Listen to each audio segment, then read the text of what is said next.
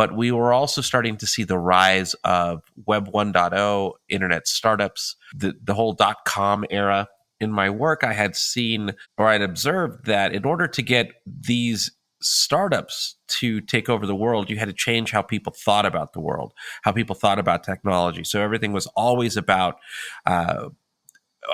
everything was always about missionary marketing, as we called it. We had to show people the bigger picture, and then the technology or the product or the software or the website was the solution.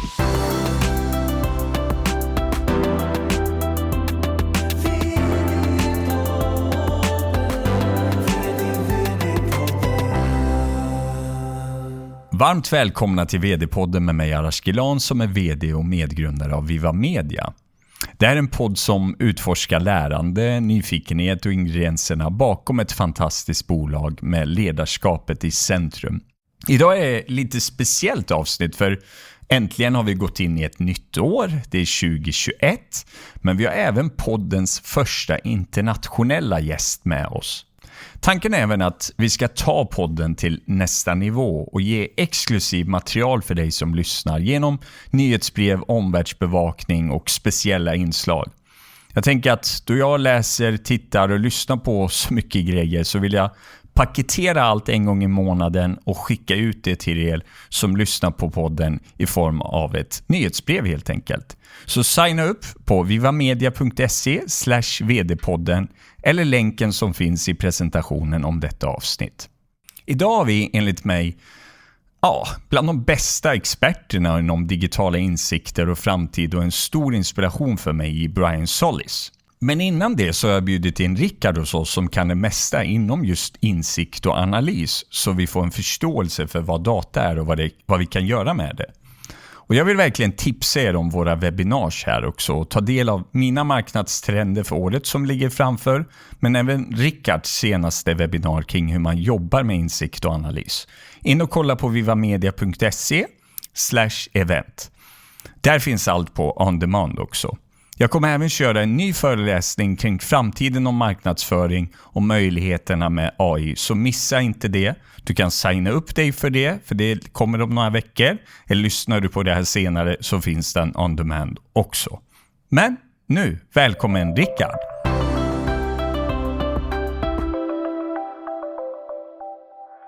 Jättekul att ha Rickard med mig här som har hand om vårt affärsben insikt och analys. Och jag tänkte bolla lite det här med dig Rickard. Det här är en viktig fråga, väldigt aktuellt. Man pratar ju väldigt mycket om det datadriva, liksom data är den nya oljan och allt det här med kring insikt och en datadriven organisation. Men kan du bara kort förklara, alltså vad betyder det egentligen förutom alla buzzwords? Jag brukar säga det att data, det är egentligen kunskapen om människor. Det är någonstans essensen. När vi tar ut data så lär vi oss om människor. Sen tycker jag att datat egentligen i sig är ju värdelöst om man inte använder det till någonting. Så jag brukar säga att det finns en trappa som man kan använda sig av. Och då kan man tänka att data i sig är värdelöst. Data som tolkas, det är en förutsättning för att kunna göra något bra med det. Men data som leder till aktivitet, det är meningsfullt. Då kan verkligen nyttja datat och det blir värdefullt. Så säg så här att jag sitter som lyssnare och tänker okej, jag vill ta ett första steg, jag vill bli mer datadriven. Vad skulle du säga rent konkret? Vart ska man börja? Ja, det första man måste göra är att man måste börja mäta såklart. Och för att samla data. Och ibland samlar man redan data som man inte använder. Men ofta så behöver man också skaffa ny data genom att börja mäta nya saker. Så vi förstår hur användare beter sig eller kunder eller potentiella kunder beter sig. Och då behöver man göra undersökningar av olika slag. Kvalitativa eller kvantitativa undersökningar. Men man skapar mer data och sen behöver man såklart tyda datat och koppla det till aktivitet. Och prioriterat kopplat till rätt aktivitet som ska koppla om till affärsmålen också i sin tur. Just det. Är det som så att ni behöver hjälp med detta, att bli datadrivna och liksom få mer insikt, så kan ni kontakta oss, så kan vi hjälpa er med detta. Men jag vill också, vill ni gå djupare i detta, rekommendera att ni lyssnar och tittar på Rickards webbinar som finns på vivamedia.se/webinar on demand, där han pratar om mediestrategi som stärker varumärket. Tack för den här gången, Rickard. Tack. Brian Solis är en global innovationsevangelist. Han är också en bästsäljande författare, internationell huvudtalare och digital antropolog. Under många år har han studerat digital darwinism för att förstå effekterna av disruption inom företag, marknader och samhällen. Hans insikter har gjort honom till en kunskapskälla för media- och marknadsexperter, och han ger ständigt ledare fräscha perspektiv som tar oss in i framtiden.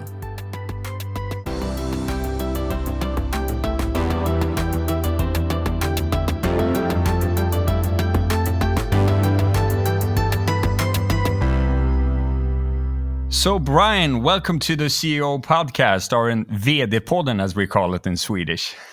Well, it's an absolute pleasure, and I wish I was there in person. In fact, I'm going to be in Sweden virtually again in the near future. Hopefully one day it'll just be for real. Really looking forward to it. Tell me, how's your day? How's it been so far? It's just starting. It's a great cup of coffee, let me put it that way. The sun is coming up. I'm in Lake Tahoe. The view is gorgeous. Do you have any special routines that you always do in the mornings or in the days? Yeah, I do about an hour and a half of Taekwondo. I run 10 miles or about 8 kilometers. I do 2,000 push-ups. No routine. I took my dogs out for a walk, and then I came here to hang out with you. But are you a morning or evening person? Both, just out of necessity. So it's I find goodness. I'll tell you what, though, I love, if I didn't have to check email or do meetings, I absolutely love writing, turning everything off and just writing early in the morning. I love your notes, which you share sometimes on LinkedIn or Twitter. Yeah. Well, those notes are on hold until I start traveling again. Yeah, exactly. So I was going to ask you, do you do any digital ones right now? Or? No. So for those who don't know what he's talking about, it's when I travel, I would take the hotel stationery and write just a thoughtful observation or thought of the day, and just sort of leave it, take a picture of it and leave it there. And that stopped with travel. But in the meantime, though, I started posting more of the same types of ideas on Twitter and LinkedIn, with videos and just quotes, and because that way we could all take a break from the craziness of the news stories and the end of the world, and just maybe smile every now and then. Yeah, and I like that, because maybe a lot of people know you from the digital world, but you make a lot of sense too in the non-digital world too, where you can get some inspiration, especially during these times and Corona and everything. So thank you for that. Well, thank you for noticing. I appreciate it.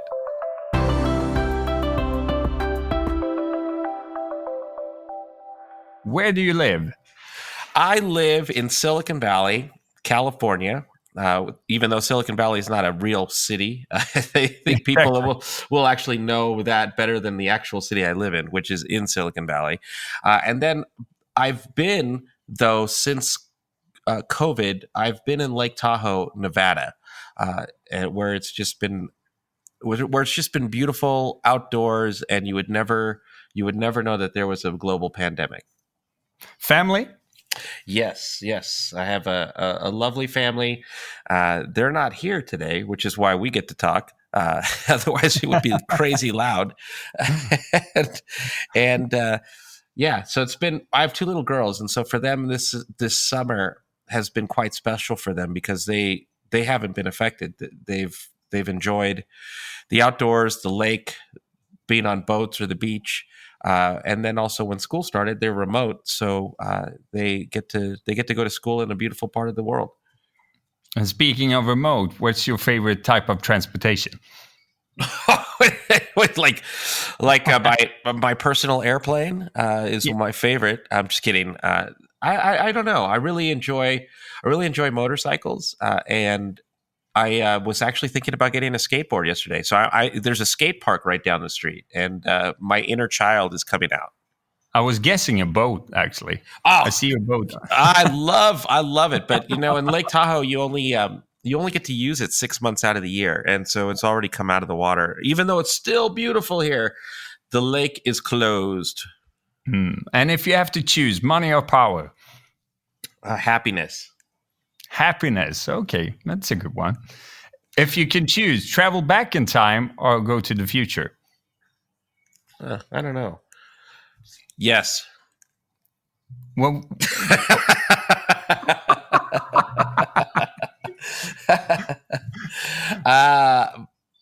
I don't know. Honestly, that one is philosophical, dude. That's a deep question. Yeah, but if you have to choose, then I want to hear that. Future. I'd like to go to a post Donald Trump world. Maybe sooner than you think, huh? So a leader that inspires you? Sir Ken Robinson. And who's that? He just recently passed away. Rest in peace. He was one of the most amazing voices on creativity and happiness and teaching kids and adults how to keep creativity as part of their everyday life.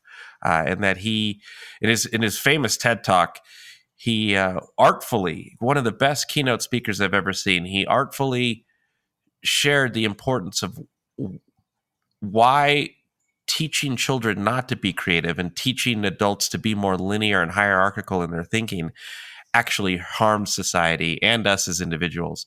And that if we actually teach each other and promote creativity within us, even in our adult life, in our adult work, we're actually more innovative, we're happier, we're more positive and productive. I'm going to check that TED out. Definitely. Yeah, he inspired a big part of Life Scale, my last book, and why it focused so deeply on creativity. We're coming back to life scale a bit later, but the last one then, if you can choose the best company in the world, but not Salesforce, then what would you say? I was going to say Salesforce. It is the only company that I would join, and so that's why I'm here. The best company in the world is Steve Jobs' era of Apple. That's a good one.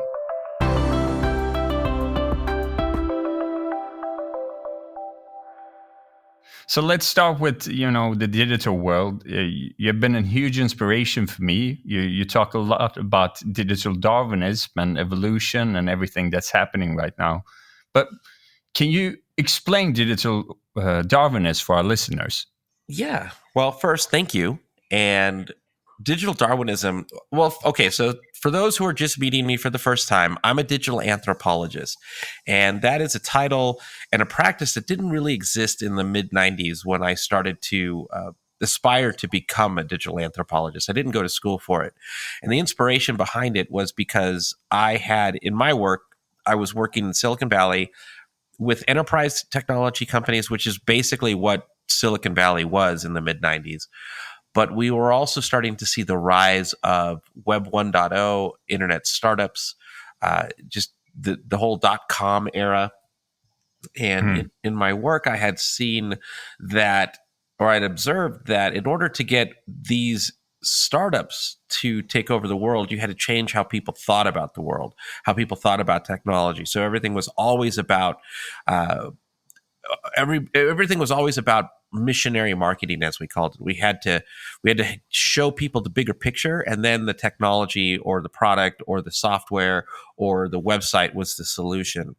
And I had noticed quite quickly, starting with Yahoo browsing and like Yahoo search and the ability to browse, even if it was just dial-up at the time, it was starting to change people and their behaviors. It would introduce more global culture, internet culture. And so that's where the digital anthropology came into this. And so when you started to observe one part of society evolving and other parts of society not evolving, that's where the concept of digital Darwinism came in, because I started to also recognize that more traditional businesses, more traditional institutions were at risk of becoming obsolete or dated as more and more people were becoming digital. And I introduced that concept as a means of saying, hey, everybody, pay attention. You're either going to keep up with evolution or get ahead of it or fall behind it. And that was digital Darwinism. How would you say your thoughts then about the digital world and what's been happening the last years? What's been the difference in what you thought and what actually happened? Well, as you know, but maybe everybody doesn't know, I was an optimist and a champion for early stage digital, and helped popularize a lot of, for example, a lot of key movements in time. So Web 2.0 and social media specifically, and also mobile technology, mobile apps, mobile gaming, and the concept of user or human centered design. I wrote a paper, just as an example, for a U.S. government agency about 12 years ago, that talked about the coming online revolution of how governments and societies could build better relationships and more positive outcomes and drive more civic engagement through social, and only to see the opposite happen, in that it's completely divided us, and how it's polarizing us. It's polarizing relationships. It's promoting misinformation, disinformation. It's bringing out the worst of society to profit from that division, and people are now unable to tell the difference between fact and fiction. At the same time, if you look at just the design of these networks themselves, and a lot of these games and apps, they were used to intentionally become addictive, and that also has had a negative effect that we're just starting to uncover now. What I found interesting by reading your books and following you for several years, that you talk a lot about the digital, obviously, and Darwinism and all that, but you always come back to to people and to culture, and you say culture is a big and important cornerstone of everything that you do. Can you explain that, and why is that important and not the technical stuff? Yeah, wow. Well, thanks for paying attention. The reality is that it's incredibly shiny and alluring to jump from tech trend to tech trend. Everybody geeks out when there's a new Apple press conference, or a Google press conference, or we saw everybody going crazy over the new Oculus that just started shipping this week. We see always whatever's the next thing, and we have to have it. But it's not just consumer technology; it's also in business technology, and we're seeing the revolution of everything from CRM to ERP. We're watching the shift to cloud, which is making data cultures more important. And so it's really easy to get caught up in all of the tech cycles, and we do actually do that. And as a digital anthropologist, when you study how people are changing as a result of their relationship with digital, whether that's at work or at home, you can't help but realize that people are changing, and sometimes they're changing against their own knowledge. As we saw with the addiction of Instagram and TikTok and polarization of Facebook, you change subconsciously. And if I can relate it to humanity, if I can relate it to a human conversation, whether that's in work or if that's in your personal relationships, or if that's in who you are as a human being on this planet, I just noticed that was a missing voice. And so that's where I've been for the last 20 years. And I find that too often in companies. You follow the buzz and you follow the latest trends, but you forget who is actually going to make that change going to happen in the organization then. And it's the one that we are leading, the people that we have and work with. That's right. Leadership is more important than it's ever been, and yet leadership has been confused with hierarchy and power and time and experience. And while those things are are important, sometimes not so important. The ability to understand what's happening underneath someone's skin or inside someone's head or inside someone's heart, it's actually more important. So it's called emotional intelligence. And the reason why it's more important is because just think about the fact that anytime someone picks up their device to share something on social media or to follow someone's stream, that's actually as much, it could be as much of just behavior, but as much as it is about addiction, and that addiction that has been designed as behavior because it benefits the app or the network or the game or whatever it is, or service. But understanding, though, that the science behind that addiction is actually one of anxiety, chaos, declining self-confidence, that there's this inner turmoil that's happening without people realizing it. So that's one side of it. Then you take that into, for example, the customer journey, and you look at how someone's going through the journey, whether that's B2B or B2C, and they have this anxiety that exists within them just from the device itself. And now they're going through a journey that's not even intuitive, that's probably dated, that's probably frustrating and not digitally native, right? So then that adds to the construct of chaos. And then add to it a global pandemic. And you essentially see the real need to get people at front and center, to understand them and help them. Empathy's never been more important. And then the ability to be the light, I think, is actually a competitive advantage right now in somebody's world. And how would you say that you do that in the leadership? Intent is a good place to start, that you want to do something better, that you want to care, that you want to know what you don't know.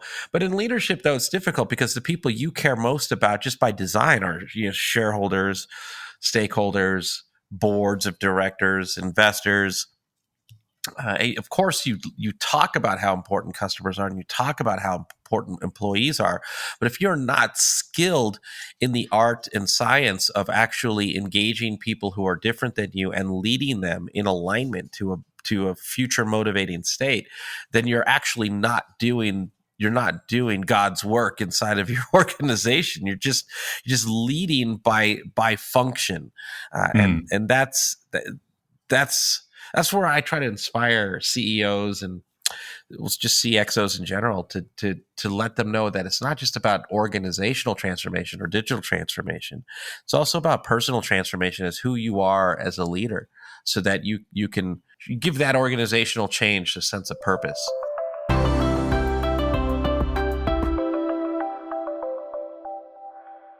And the purpose is a key finding, I would say. And with Corona and everything that is happening right now, things have really changed in some ways. But others are talking about going back to the normal. But you have talked a lot about the novel economy, and I find that really interesting. Can you explain that? Yeah, you did your homework. I'm not a big fan of. Look, almost instantly when we were disrupted by Corona, we started as a society, global society, let's just say, started talking about living in the new normal. And then as a result, started talking about the next normal, that we were working towards this next normal. And I get it.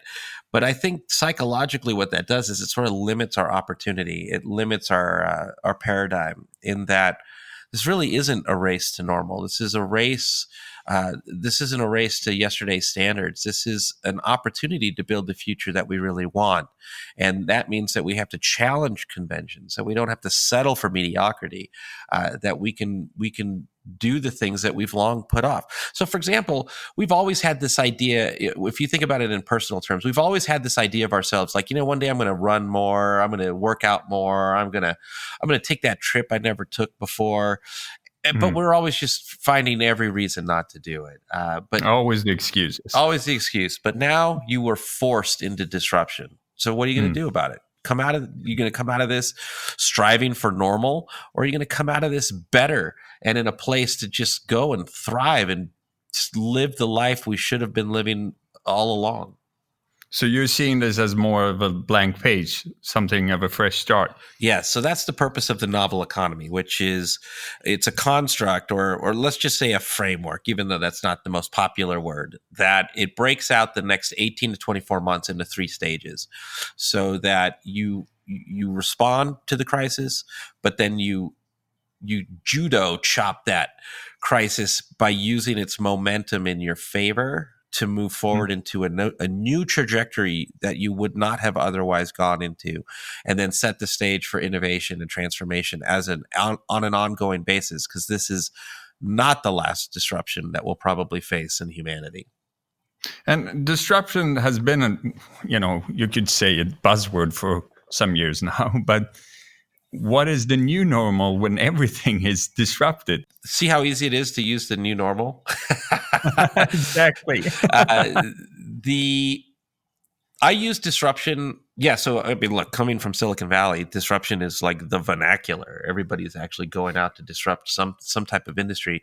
But with Silicon Valley, as much as it is a buzzword, it really is an intention. So, for example, if you look at all the direct-to-consumer companies that have come out in the last several years, they have meant to disrupt the industry that they're coming into because it's been stagnant or lacking innovation. So that's a goal. I talk about disruption as an outcome. So I usually look at 3 things. So, for example, when a large organization talks about innovation, they actually are talking about what I call iteration, which is, for example, using technology to do something better or at scale or more efficiently or automated. So that's, even though that's new for them, it's not innovative to the world. Innovation, though, is actually doing something with technology or doing something in general that introduces or creates new value that hasn't been seen before at scale, more efficiently, etc. So the combination of those two, if used wisely, like a conductor with an orchestra, you can lead to disruption, which is doing these new things that make the old things obsolete. So that that's disruption. And look, it's just actually a more modern concept of a 1930s term by, I think it's Joseph Schumpeter, who introduced the concept of creative destruction, which was essentially something new, taking out something old to then create a new market. So same sort of idea. So is it like going out for something logical in an unlogical way in some sense? Well, I don't know, man. Like something is logical progression could be iteration, but what's that saying? The light bulb was not the result of the continuous improvement of candles. Exactly. And or like Spotify saying to people that, hey, we don't buy any CDs anymore. We listen to everything online. That didn't make so much sense. That is one of the best examples of disruption, because if you look at just that little cycle in general, how the music industry was disrupted by Napster, and then Napster was disrupted by a lot of things, but then iTunes came in. Still, though, you were promoting the purchase of music, and the discovery of new music. And then Spotify came in and promoted the discovery of new music, but not for purchase. And that changed the whole world's behavior from buying music to streaming music, even at an inferior quality, and still being happy with it. But it completely transformed not only consumerism, because it wasn't just music that was affected, it was then movies, it was everything. Consumer behavior now was moving in an entirely new direction. Big artists and up-and-coming artists were now it was much more democratized, a whole new level of competition, a whole new need for sort of different types of artistry and sound and trends, right? The idea of the song of the summer now is the song of the week. Things started to move faster and faster. But that, my friend, is one great example of true disruption. Thank you, Brian, for being here with me. Oh, it is my pleasure. Thank you for following my work, and also I look forward to seeing what you do in the world. And stay connected, please. Yes. Take care. Cheers.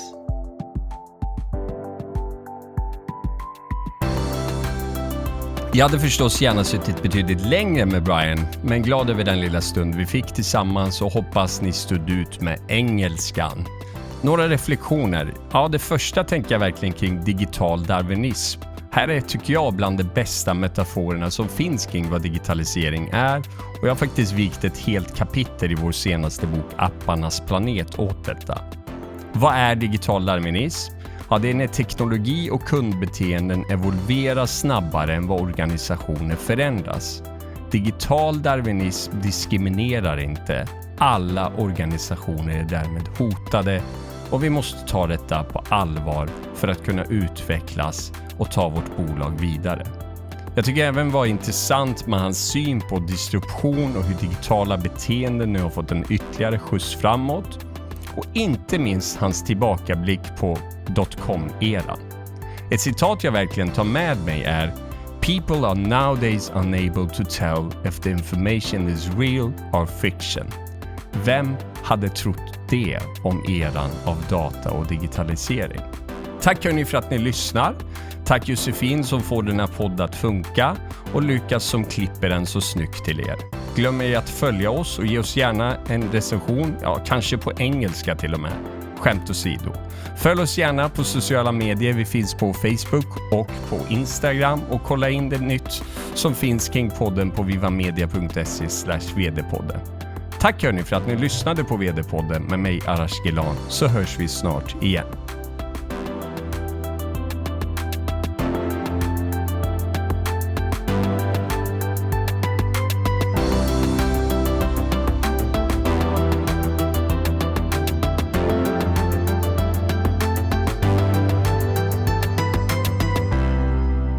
Den här podden produceras av Viva Media, en av Nordens ledande byråer inom marknadsföring med fokus på helheten.